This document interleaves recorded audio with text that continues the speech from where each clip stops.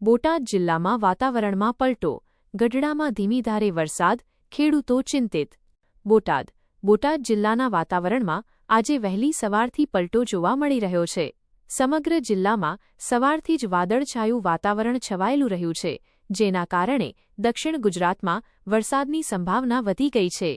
જિલ્લાના મુખ્ય શહેર ગઢડામાં વાતાવરણમાં સવારે પરિવર્તન આવ્યું હતું। વહેલી સવારથી પવન સાથે વાદળછાયું વાતાવરણ રહ્યું હતું, જેના થોડા સમય બાદ વરસાદ શરૂ થયો હતો।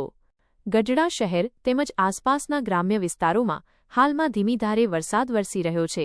શહેરના તમામ વિસ્તારોમાં વરસાદ થતાં વાતાવરણમાં ઠંડક પ્રસરી છે। આ અણધાર્યા વરસાદી વાતાવરણના કારણે કપાસ પકવતા ખેડૂતોમાં ચિંતાનું મોજું ફરી વળ્યું છે। હાલમાં કપાસનો પાક તૈયાર થઈ રહ્યો છે, ત્યારે જો વધુ વરસાદ પડે તો પાકને નુકસાન થવાની ભીતિ છે, જેના કારણે ખેડૂતોની મહેનત પાણીમાં જવાની શક્યતા છે। ખેડૂતો હાલમાં આ વરસાદથી પાકને નુકસાન ન થાય તે માટે પ્રાર્થના કરી રહ્યા છે।